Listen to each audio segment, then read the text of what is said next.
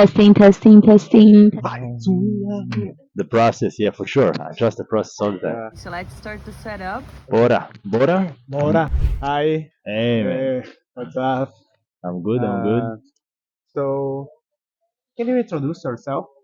Yeah, my name is Shay. I traveled for the last 3 years in the world. I left Israel basically. Before that, I used to live in Israel for the last, let's say, 37 years. So, like, very small calculation, and you get to the age that I'm 40 years old. And now I arrived to Thailand like 3.5, 4 months ago. My passion is basically to travel, and I think that yeah, this is what I love to do, and I fulfill my dream. So Okay, you are a YouTuber. yeah, I'm a YouTuber. Yeah, Yeah, okay. I'm a content creator, YouTuber. Yeah. What's the most useful skill for a man when traveling alone? Ooh, wow.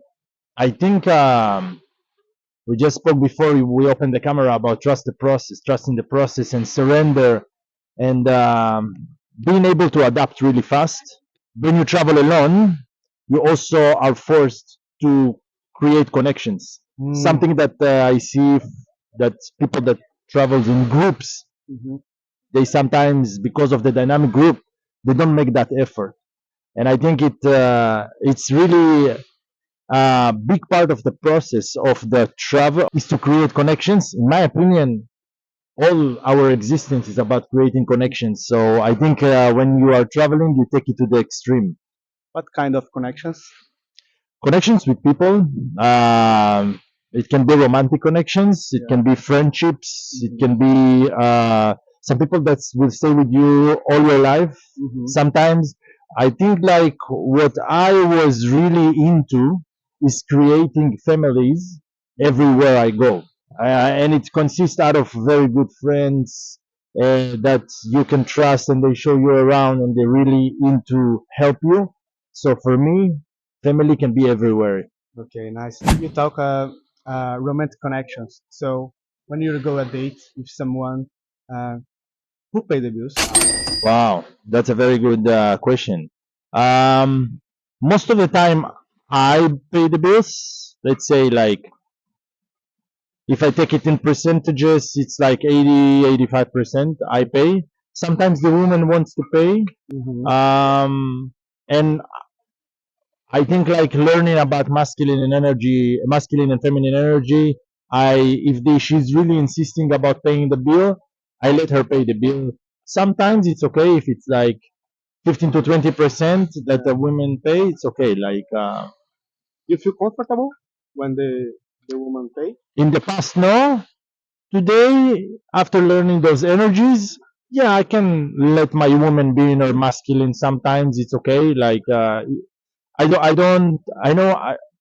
I know that there is an common opinion about men have to pay all the time, and I agree with most of it.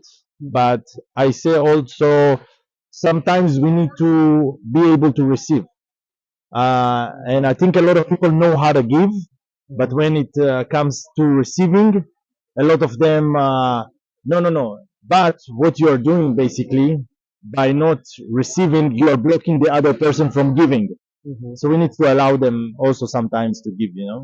What's like be a man in your country? Wow. Just a second, let me sip from the coffee. Okay, Mm. for sure. Wow, it's very bitter.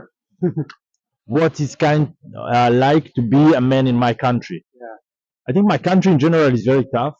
Israel is very intense country. People all the time chase, chase, chase. They don't have the limit to how much they work. So they can work from, I don't know, 7 o'clock in the morning, sometimes until 8, 9. We are in constant survival. I feel like even though we make a lot of money, we spend so much that we barely have something left, you know. So it's a struggle, but people are not aware that this is a struggle because they are accepting that. Nobody say stop until here, you know. Mhm. For you, what you learned about be a man? Can you be more specific about the question, like being a man, like in terms of, I don't know, like providing to the family, being a man as the one who needs to go to the army, for example? Yeah, Okay. can be, can be. I mean, I was not a fighter in the army. I was in the army 3 years. It's an obligation. You are forced to go to the army in Israel. Also, women, by the way, they do 2 years. Men do 3 years. So to be a man, I tell you what, if we're talking about the army, I see a lot of people today that are traumatized. Traumatized in a way that they are not able to go back to who they were unless they do a lot of like like with psychologists and psychiatrists, a lot of work. They saw a lot of tough things, friends that being killed. So when you take this little kid, 18 years old, after 3 years, he's got released from the army in age of 21. You get a very sometimes difficult life before he even started the real life. So now he needs to go over the trauma. Super difficult, and a lot of them are like that. So you can say like maybe 50% of the population in Israel are, let's say, go to fight, and not just in the back office. It can be very tough. Yeah, but how you feel that they are influencing you? I had a lot of interesting interactions. I was not a fighter, as I told you, so I had like a lot of learning experiences in the army of understanding how an organizations work, because it's a big organization, and it's, let's say, the main organization in Israel. Everybody, the army is part of the country, the military is part of the country, very big. So for me, it was a lot of learning experience of how to um, listen to authority above me, telling me what to do, because I felt like it's more like a job in a way, uh, and also accept discipline, coming every day to a place, like for 3 years. So it's like consistency in a way. Um, but I don't like these frames, these institutions. So in the end of the day, I learned a lot, but I also learned that I don't like this kind of thing, this kind of institutions. Okay. From man to man and your life experience, what advice would you give to another man, Wow. to other men? We spoke before about romantic connections, and I think like one of the most important things that I learned through my journey is how to speak to a woman and how to communicate with people in general, with women particularly. And I think like um, for a woman to feel safe and for a man to feel, especially in the beginning, before you even start something, I can say to a woman that I'm interested in a very like interesting way, that I'm attracted to her.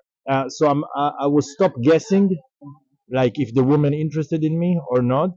And I think like I also, the experience with the women are much more positive because of that. When you speak about everything, a lot of women that were open to that kind of communication were very happy to see that there is another way of approaching them in a very gentle and open communication. So if I can give some advice to men, is communicate transparent, no drama, but communicate whatever you feel. Because when you do drama or you attacking the other person, you make him defend himself, and then he cannot really express how he wants to. So communication is definitely the key for everything, in my opinion. So Shy, I really love. Mine, love, man. Wow, that's a good question. I'm in a period that I'm really trying to understand if I'm going that way. I'm in a connection with someone new right now, and I really feel that there is something there. I don't know if it's love yet, but I definitely learn about a lot about myself through her. If I will summary to yes or no, I think that's not yet. Okay, good. So that's it. The Shy, the great friend. Yeah. Bye bye. Say some word in Portuguese. In Portuguese, ok. You learn something. Muito obrigado. Muito obrigado. Muito obrigado. Chama. Chama. Bora. Vamos nessa.